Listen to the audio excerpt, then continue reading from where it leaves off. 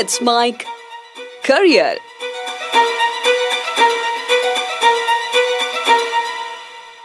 नमस्कार, let's make career में आपका स्वागत है। इस कार्यक्रम में हम आरपीएससी द्वारा आयोजित किए जाने वाले शिक्षक ग्रेड सेकंड भर्ती परीक्षा को ध्यान में रखते हुए रिवीजन की एक सीरीज हम चला रहे हैं। हमने ऐसे बहुत सारे टॉपिक पढ़े जिनको पढ़ना आसान है और जिनमें से एक या एक से ज्यादा भी सवाल पूछे जा सकते हैं।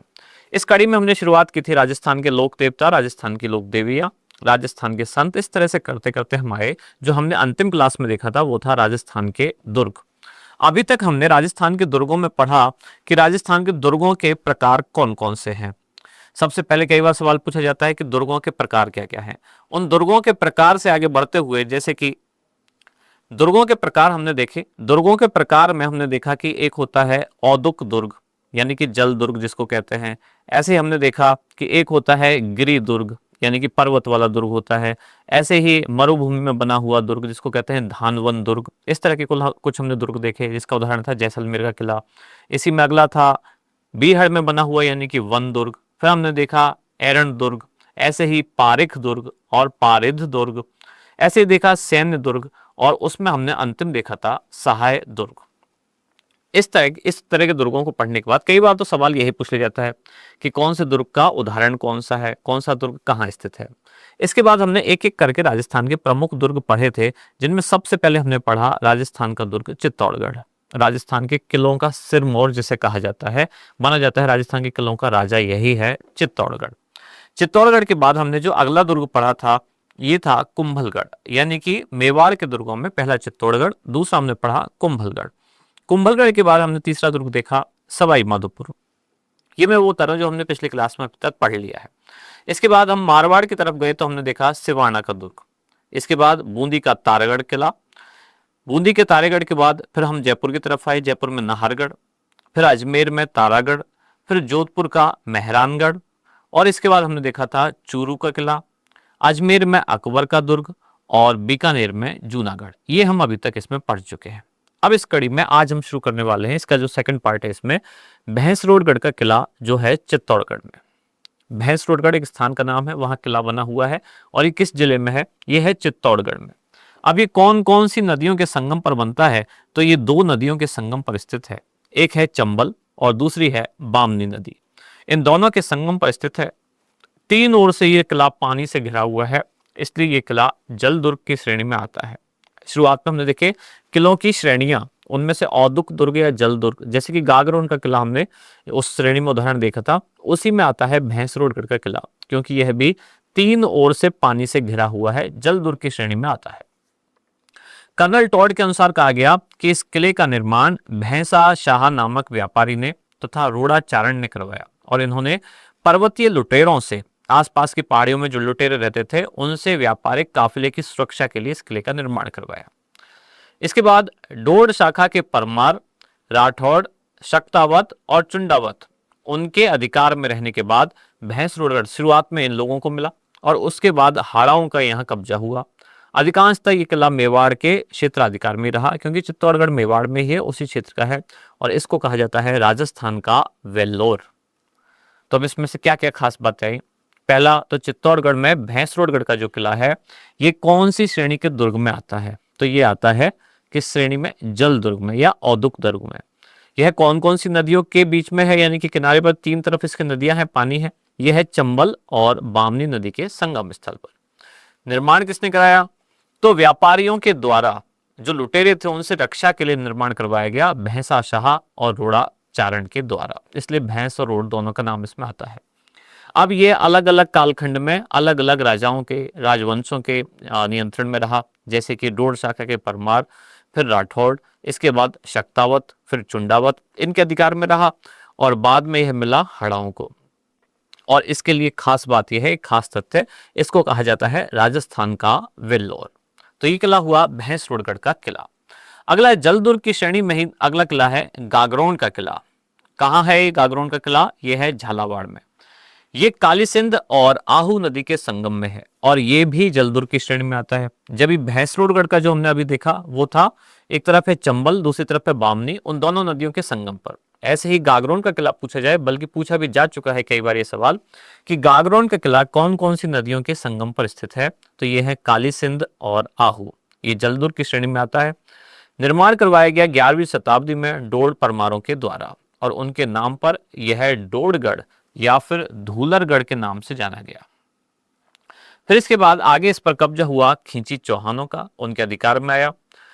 अचलदास खींची की वीरता की याद दिलाता है यही वाला किला। और 1423 ईस्वी में मांडू के जो सुल्तान हुए होशंग शाह, उनसे लड़ते हुए ये वीरगति को प्राप्त हुए थे।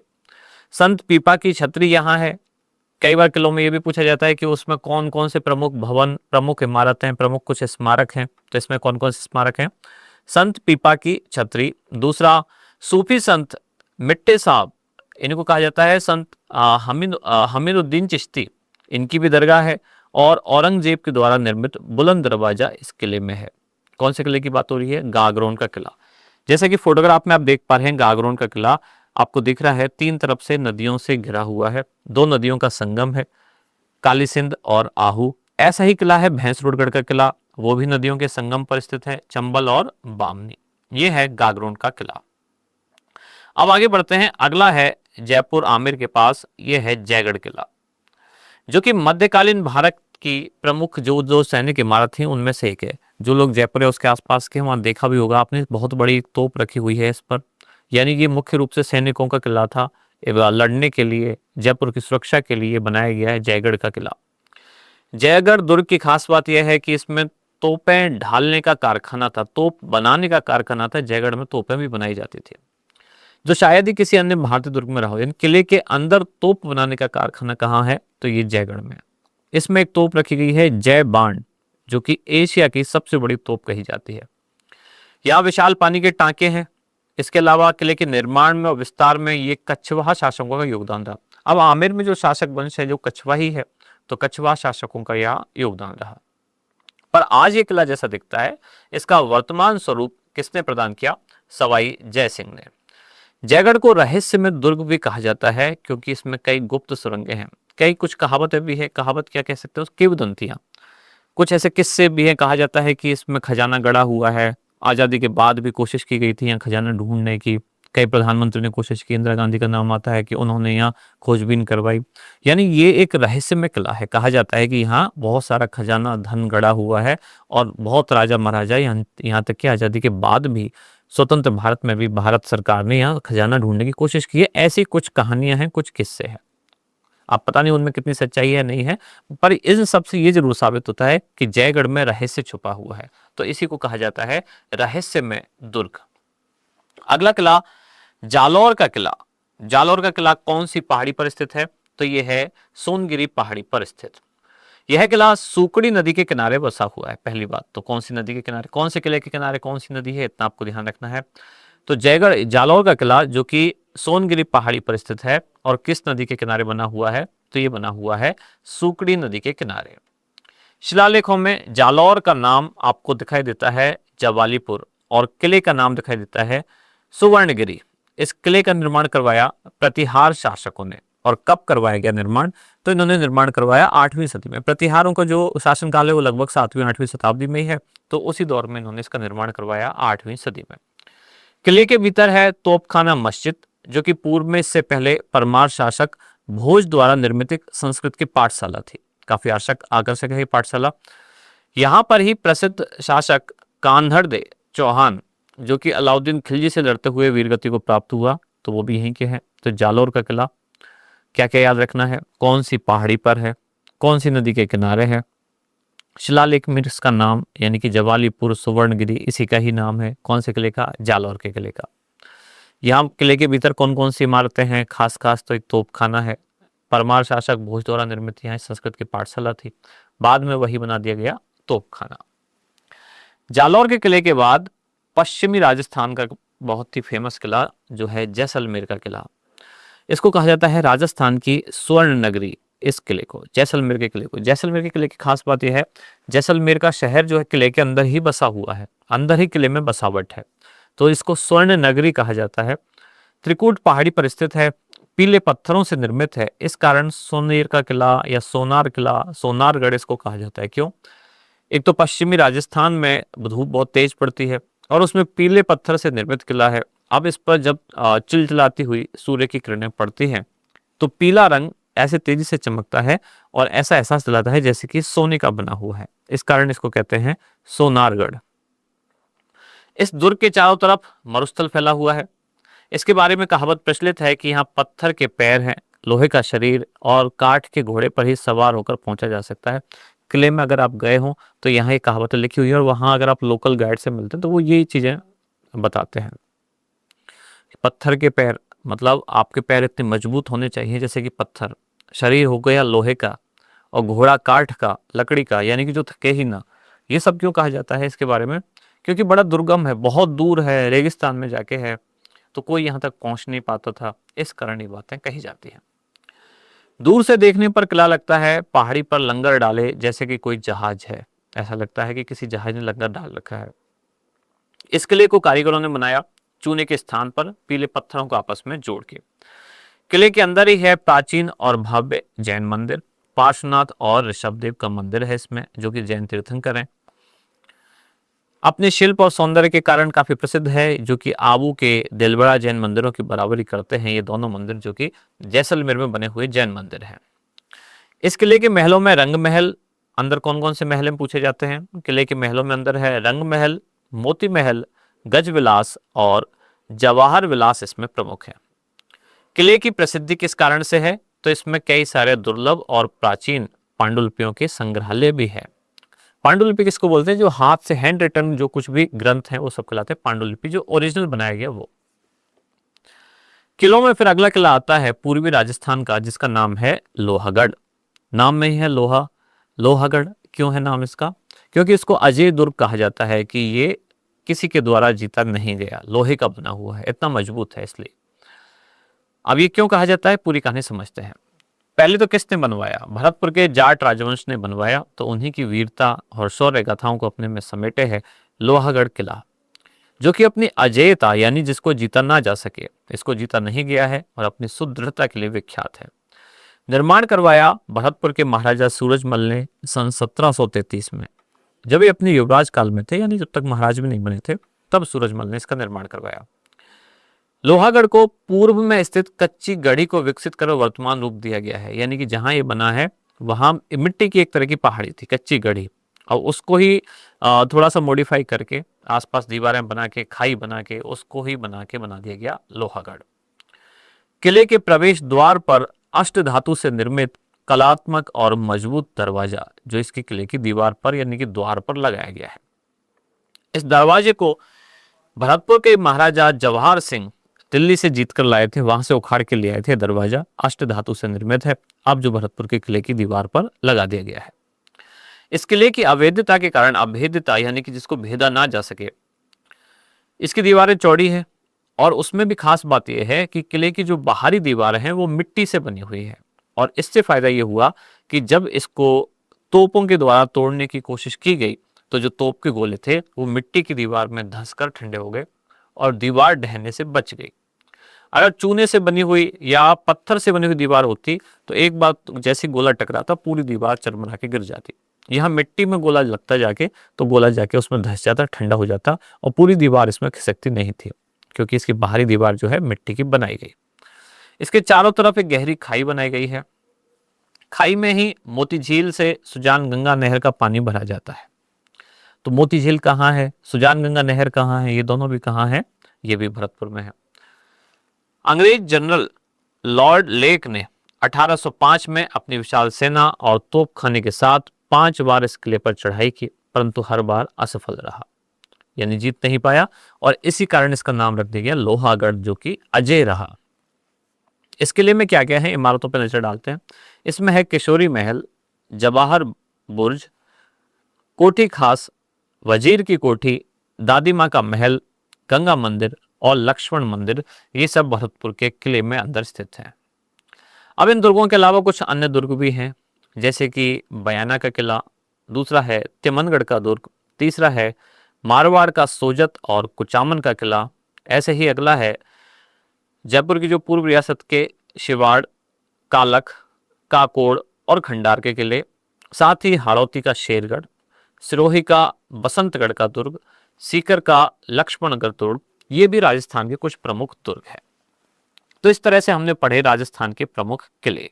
चलते चलते केवल एक बार नामों पे नजर डाल देते हैं कि पूरे टॉपिक में हमने क्या क्या पढ़ा। हमने सबसे पहले पढ़ा किलों के प्रकार, 8-9 प्रकार के हमने दुर्ग देखे। फिर हमने राजस्थान के प्रमुख दुर्गों में सबसे पहले देखा चित्तौड़गढ़। चित्तौड़गढ़ के बाद हमने देखा कुंभलगढ़। कुंभलगढ़ के बाद है रणथंभौर। रणथंभौर के बाद सिवाना। फिर है तारागढ़। तारागढ़ के बाद हमने अगला किला देखा जयपुर में नाहरगढ़। फिर हमने अजमेर का तारागढ़। तारागढ़ किले दो हैं, एक है बूंदी का और एक है अजमेर का। इसके बाद हमने पढ़ा जोधपुर में मेहरानगढ़। इसके बाद चूरू का किला। फिर अजमेर में अकबर का दुर्ग। फिर बीकानेर में जूनागढ़ दुर्ग। फिर चित्तौड़गढ़ में भैंसरोडगढ़ का किला जो कि जल दुर्ग की श्रेणी में आता है। ऐसे ही झालावाड़ का गागरोन का किला, ये भी जल दुर्ग की श्रेणी में आता है। और इसके बाद हमने देखा आमेर में जयगढ़ का किला जो कि रहस्यमय दुर्ग के नाम से जाना जाता है। सोनार किला है, सोने का गढ़ जो कि जैसलमेर के किले को कहा जाता है। अजयगढ़ या लोहागढ़ जो कि भरतपुर का किला है, इसको कहा जाता है लोहागढ़। और इसके अलावा कुछ अन्य किले भी देखे, बयाना का, तिमनगढ़ का, इस तरह के हमने किले देखे। तो राजस्थान के किलों से सामान्यतः एक सवाल पूछ लिया जाता है, आपके आने वाले एग्जाम में ये जानकारी उपयोगी साबित हो सकती है। इससे पहले क्लास में हमने पढ़ा था राजस्थान की भाषा और साहित्य। अभी हमने राजस्थान के दुर्ग कंप्लीट किए। दुर्ग से जो पहली वाली क्लास थी उसमें हमने देखा था राजस्थान की भाषा और राजस्थान का साहित्य। अब इसमें जो राजस्थान की भाषा और साहित्य थी इसको हमने 3 कालखंडों में विभाजित किया था। जैसे कि एक तो हो गया प्राचीन काल, दूसरा मध्यकाल, तीसरा था आधुनिक राजस्थान का साहित्य। अब इसमें हम राजस्थान का, प्राचीन राजस्थान का साहित्य और भाषा संबंधी चीजें पढ़ चुके हैं। इसके अलावा फिर आया मध्यकालीन राजस्थान का साहित्य, वो भी हमने पढ़ लिया। अब उसमें एक पॉइंट रह गया था आधुनिक राजस्थान का साहित्य। आज उस पर भी नजर डालते हैं, जो एक छोटा सा टॉपिक रह गया था, आधुनिक राजस्थान का साहित्य। अब इसको पढ़ना शुरू करते हैं। मारवाड़ के कविराजा बांकीदास और बूंदी के सूर्यमल मिश्रण, इन्होंने राजस्थानी जनमानस में जिस राष्ट्रीय चेतना का बीज बोया, 2 लोगों ने, यानी ये मानी जाती है कि यहां से शुरुआत होती है आधुनिक राजस्थान का साहित्य। किस किस के द्वारा? एक है बांकीदास और दूसरे सूर्यमल मिश्रण, कि यहीं से ही माना गया कि अब जो राजस्थान में साहित्य है आधुनिक साहित्य माना जाएगा। यानी कोई एक कालखंड होना चाहिए, कोई एक ये होना चाहिए स्पष्ट विभाजन कि हम कैसे मान लें यहाँ मध्यकालीन, यहाँ आधुनिककालीन। तो यहाँ से, जहां से बांकीदास ने और सूर्यमल मिश्रण ने राजस्थान का साहित्य लिखना शुरू किया, ये मान लिया जाता है कि आधुनिक साहित्य यहीं से प्रकट हुआ। इन्हीं के साथ हिंगला जदन कबिया और शंकरदान सामोर, इनका भी नाम आता है कि इन्होंने भी आधुनिकता का रंग राजस्थान की साहित्य में रंगा। आधुनिकता का संबंध केवल काल से ही नहीं बल्कि विचार से भी है। जरूरी नहीं है कि किसी कालखंड में ही हम मापे, विचार के आधार पर आधुनिकता तय होती है, यानी कि सोच से, जिसकी जैसी सोच है वैसा ही माना जाएगा कि प्राचीन काल है या आधुनिक काल का साहित्य है। जीवन को देखने समझने की वैज्ञानिक दृष्टि, यानी कि आधुनिकता की परिभाषा एक तरह से बताई गई है कि आधुनिकता क्या है। आधुनिकता वो है जिसकी सोच समझ में वैज्ञानिक दृष्टि है, तर्क करना जो जानता है, तर्क के आधार पर चीजों को अपनाता है, वही कहलाता है आधुनिक। तो इस तरह का साहित्य जब जब जिस कालखंड में मिला उसको आधुनिक राजस्थानी साहित्य में हम मान रहे हैं। इसमें कवि उमरदान की कविताओं में संवत 1956 के अकाल से दुखी जनता का एक मार्मिक चित्रण किया गया है। अगर ऐसा पूछा जाए इनमें से किस कवि की कविता में 1956 के अकाल का वर्णन किया गया है, तो किसकी कविताओं में किया गया है? यह है कवि उमरदान। इसके अलावा पाखंडी साधुओं को बेनकाब किया गया है। जैसे मान लो इस दौर में, मध्यकाल के बाद के दौर में और मध्यकाल में भी पाखंड कर्मकांड काफी बढ़े, तो ये उनको बेनकाब करता है। रामनाथ कविया ने द्रौपदी विनय से नारी चेतना को जागृत किया। यानी इस दौर में देखो, मध्यकाल की जो सबसे बड़ी कमियां हैं कुछ, उनमें से एक है नारियों की स्थिति का खराब होना, धर्म में कर्मकांड पाखंड का प्रधानता, इनकी प्रधानता होना, समाज में छुआछूत अस्पृश्यता जैसी चीजें होना, यानी कि जाति व्यवस्था अपने चरम पर होना, ये सब मध्यकाल की कुछ कमियां हैं। तो जाहिर सी बात है मध्यकाल के साहित्य में भी इन्हीं विषयों पर ज्यादा लिखा गया। अब नारियों की दशा को दिखाने के लिए रामनाथ कविया ने लिखा द्रौपदी विनय। इनकी रचना याद रखना। अब कुछ अन्य कवि हैं, उनके नाम और उनकी कुछ प्रमुख रचनाएं, इस तरह के सवाल पूछ लिए जाते हैं। केसरी सिंह बारहट, विजय सिंह पथिक, जय नारायण व्यास, हीरालाल शास्त्री, गोकुल भाई भट्ट, माणिक्यलाल वर्मा, फिर हैं जन कवि गणेशीलाल व्यास, जो कि राजस्थान के ऐसे कवि माने जाते हैं जिन्होंने राजस्थान के जैसे प्रजामंडल आंदोलन में, स्वतंत्रता संग्राम में, इन सब में काफी बड़ा योगदान दिया। आजादी की लड़ाई में भाग लेने के साथ ही लड़ाई के लिए अपनी कलम को भी हथियार बनाया। जब आप प्रजामंडलन आंदोलन पढ़ते हैं तो इन्हीं लोगों के नाम आते हैं, इनसे जुड़े हुए लोगों के नाम आते हैं। राजस्थान में जब हम स्वतंत्रता संग्राम पढ़ते हैं तब इन्हीं लोगों के नाम आते हैं।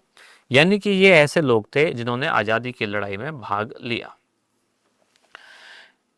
इसके अलावा इनमें से गणेशी लाल व्यास ऐसे कवि हैं जिन्होंने खुद आजादी की लड़ाई में भाग लिया और आजादी के बाद अपने मोहभंग को भी कविताओं में प्रखर रूप से प्रकट किया। अब ये मोहभंग का मतलब क्या है कि पहले हम आजादी के लिए लड़ रहे थे, और जब आजादी मिल गई तो देखा कि एक कहावत कही जाती है कि काले की जगह, मतलब गोरे की जगह काले अंग्रेज आ गए। मतलब आजादी मिलने के बाद भी जब हम ही लोगों के हाथ में शासन आया, यानी भारतीय लोगों के हाथ में जब शासन आया, तब भी उन्होंने कोई आम जनता का बहुत भला नहीं किया।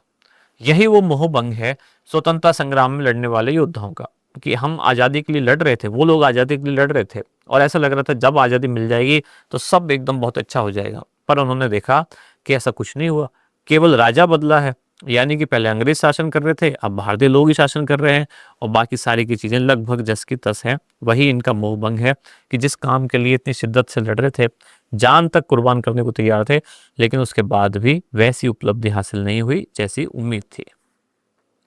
रेवतदान चारण इनकी कविताएं, इनका विषय क्या है? सामंती शोषण के प्रति ये आम जनता को जगाने का काम करती है। राजस्थान के कवियों में कुछ कवियों के नाम यहाँ देखते हैं, जन जन तक उन्होंने अपनी बातें पहुंचाई। कवियों की कविताएं और लिखने वाले कवि का नाम दोनों आपको पढ़ने हैं। अब एक बात कही गई है कि एक समय था जब राजस्थानी कवि मेघराज मुकुल की सेनानी ये कवि सम्मेलनों की सर्वाधिक लोकप्रिय कविताओं में मानी जाती थी। अब आपसे पूछे जाए सेनानी कविता जो है किसकी रचना है, तो किसकी रचना है? मेघराज मुकुल की। 1960 ईस्वी में प्रकाशित हुई उनकी काव्य कृति जिसका नाम है राधा। ये इस दृष्टि से उल्लेखनीय है, यानी किस लिए प्रमुख है कि यहाँ आम राजस्थानी कविता युद्ध का गौरवगान करता है। एक तो होता है कि कुछ प्रमुख कवि करते हैं, यहाँ आम राजस्थानी राजस्थान में युद्ध का, कविताओं का, उनका गौरवगान कर रहा है। वहीं जोशी अपनी नायिका राधा के माध्यम से श्री कृष्ण को यह संदेश देकर आते हैं कि भयंकर युद्ध टाल दें, युद्ध के विरोध में खड़े दिखाई दें। इसी प्रकार कन्हैयालाल सेठिया, जिनका प्रसिद्ध गीत जो हर राजस्थानी ने लगभग सुना होगा, नहीं तो कम से कम पता जरूर होगा, धरती धोरारी, जिसको राजस्थान का आदर्श गीत कहा जाता है। तो अगर इतना सिंपल सा पूछ लिया जाए कि धरती धोरारी ये गीत, कि ये कविता किसकी लिखी हुई है, तो किसकी लिखी है? कन्हैयालाल सेठिया।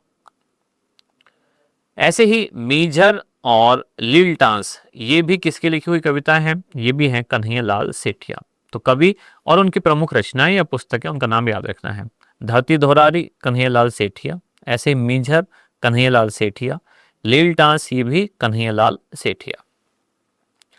7वें दशक के मध्य में या मध्य तक राजस्थान की आधुनिक कविता का पहला दौर चलता रहा। कब तक? 7वें दशक के मध्य तक।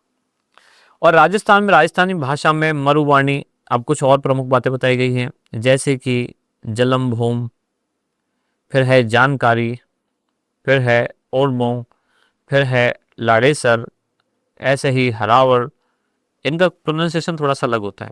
ऐसे ही राजस्थली, फिर है ईसर लाट, फिर है राजस्थानी एक हेलो, फिर है दीठ, फिर है चामड़, फिर है अपरंच। तो इस तरह की कुछ पत्रिकाएं भी प्रकाशित हुई हैं। ये सब के सब क्या है? ये पत्रिकाओं के नाम है। इनके माध्यम से बहुत सारे नए कवि सामने आ रहे थे। अब यह वह समय है, बताया गया है, जब प्रकाश अरोड़ा की जुड़ाव, अब यहाँ कवि और उसकी रचना का नाम दिया गया है, रचना और इनकी कविता। जैसे कि प्रकाश अरोड़ा, इनकी रचना है, इनकी कविता है जुड़ाव। फिर है गोवर्धन सिंह शेखावत, इनकी है गांव।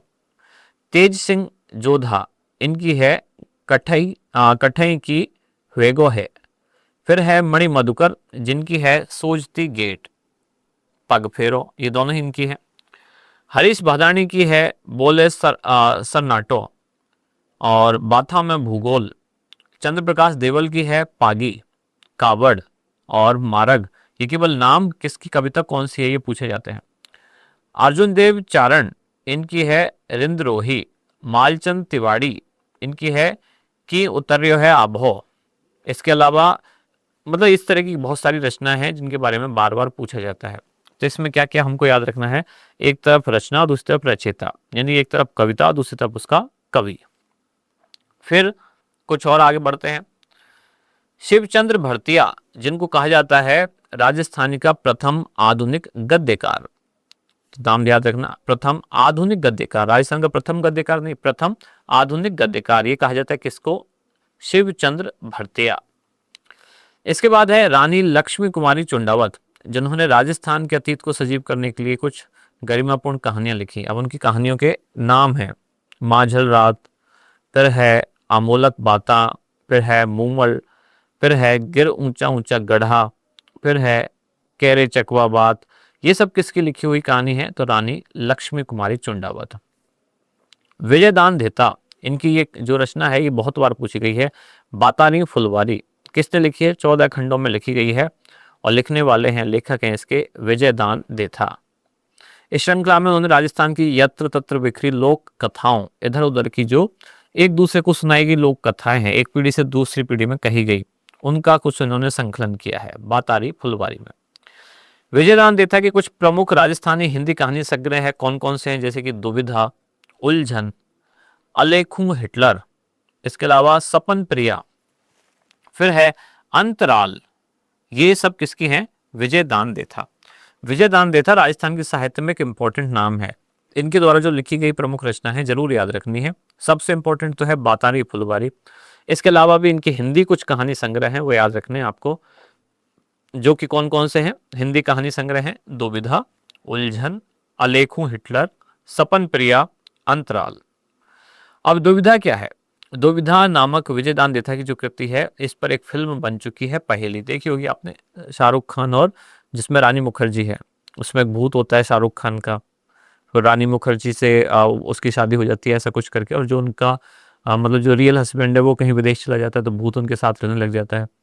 यानी इस तरह की जो उसके सामने एक दुविधा पैदा हो गई। ये दरअसल वास्तव में जो कहानी है लिखी गई है किसके द्वारा, विजयदान देथा के द्वारा, जिस पर फिल्म बनी है पहेली। ऐसे ही चौधराइन की चतुराई, ये भी इनकी कहानी है। फिर यादवेंद्र शर्मा की कुछ कहानियां उनके संग्रह हैं, कौन कौन से, जैसे कि जमारो, फिर है समंद अर्थार, कुछ उपन्यास, हो गोरी किण पीवरी, ये कुछ उपन्यास हैं जो लिखे गए हैं राजस्थानी भाषा में। जोग संजोग और चांदा सेठानी, ये किसके द्वारा लिखे गए हैं, ये लिखे गए हैं यादवेंद्र शर्मा के द्वारा। अब आगे बढ़ते हैं। नथमल जोशी, इनका कहानी संग्रह है जिसका नाम है परण्योडी कंवारी, उपन्यास है आभा पट की। इसके अलावा धोरारो धोरी, एक बिंदड़ी दो बीन, ये सब कुछ कहानी संग्रह हैं किसके द्वारा लिखे गए, नथमल जोशी के द्वारा।